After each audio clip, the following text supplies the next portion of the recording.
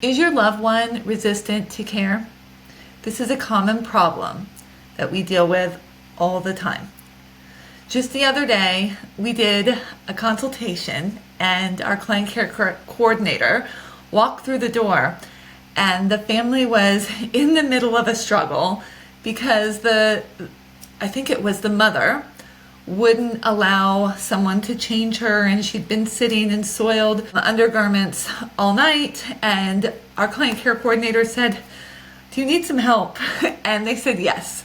And they walked in, and the husband was there too. It was a husband and wife couple. And it was just a moment in time where the family was throwing up their hands because they had been struggling with the situation. We walk in, and they were, didn't want us to help either, but at the same time, they had to get her cleaned up. And sometimes at the end of the day, we walk into this situation and we just handle it.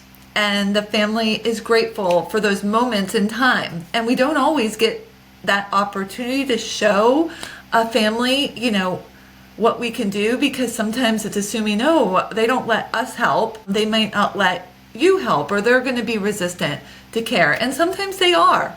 And sometimes it takes a little bit of time, but we are professionals. We do this all the time and we work through the problem. So just remember that sometimes a problem that seems like a problem may not have to be a problem if you get professional help. My name is Betsy Miller with Home Instead in Orange Park, Florida. If your family member is resistant to care, here are some tips on how to deal with the situation. Number 1, positioning care for the family and not the individual. When I'm talking to the daughter, the son, other family members, and they are at a loss for how they're going to convince their loved one to get care, sometimes we end up talking about, if you're thinking about yourself as the daughter and not the caregiver, what would your mom really want? Does your mom want you to feel, overwhelmed? Does she want you to feel like you can't, go to your job, and that you're gonna, have too many absences, or you're going to be positioning yourself in a way that you're going to be, say, jeopardizing, the financial welfare of your family? So sometimes we'll have those conversations with the family member, such as your mom, if that's the case, for the care, and say, this would really be helping out your daughter. Isn't just for you. I understand you may not think you need this care, but your daughter needs peace of mind. We don't want her to worry about you and to feel like she can't go about her day. I think in the heart of hearts, most parents want to make sure that their loved one, their daughter or their son, they're not a burden. So this is a way to position things in such a way that they're doing this for you, and that's okay. Number 2, focus on the whole person and what's in it for them. We don't have to just talk about, making sure that they get a shower every day, or making sure that they, are handled in terms of incontinence care. That's no fun to talk about. Nobody wants to talk about those things, and we need to protect their dignity, because at the end of the day, people want to feel independent. They want to feel that they're not losing their sense of self. So let's talk about the things that they have enjoyed in their life. Are they missing out on anything? Did they used to enjoy cooking? Did they used to feel independent when they did their own laundry? Do they like to go out to lunch?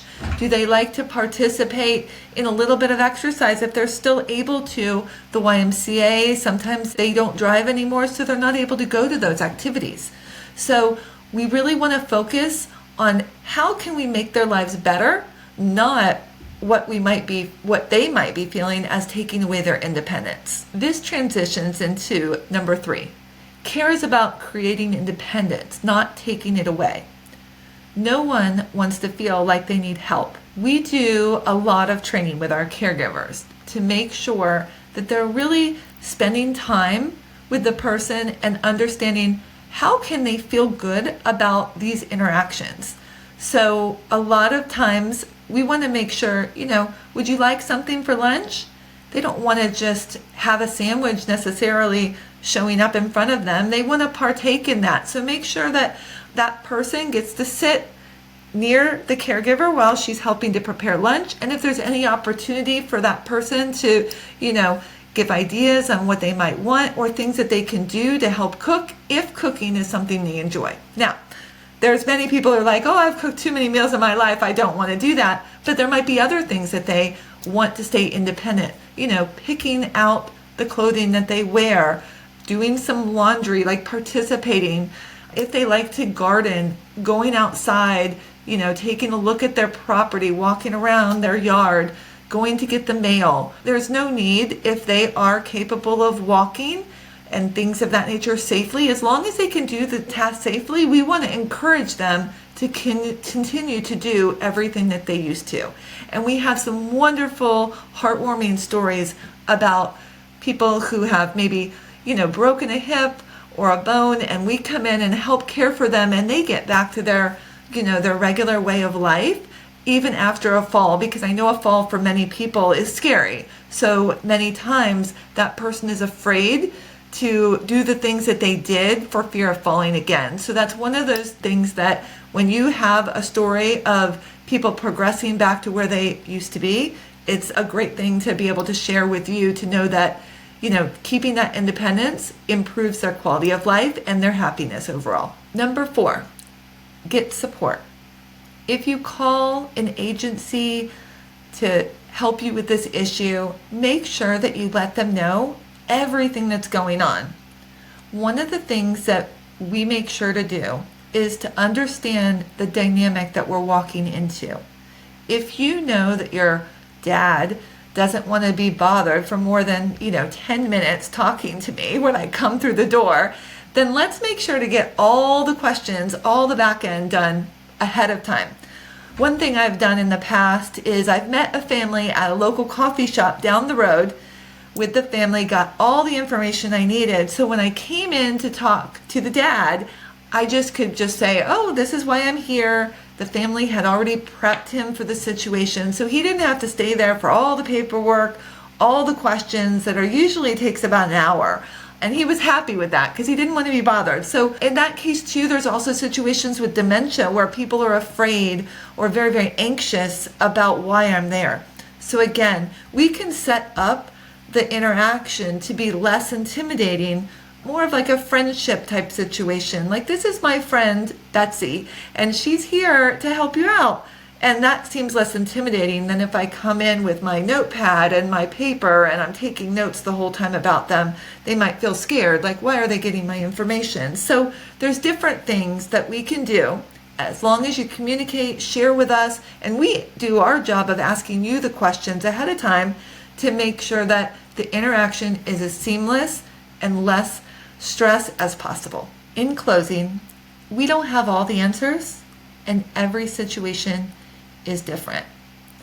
And it takes time and patience in some of these situations.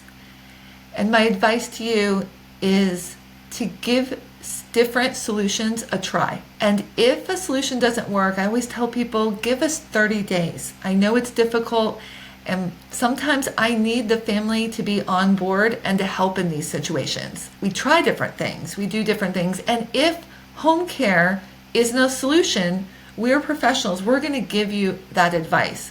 If you have a loved one who has dementia and is becoming combative, we're going to say and be honest with you and say, home care may not be the solution for your loved one, and you might have to look into a memory care situation in that case. So make sure that you find an agency that can be upfront and honest with the situation and understand their limitations as well. If you'd like to learn more about working with us, go to our website at www.homeinstead.com/193.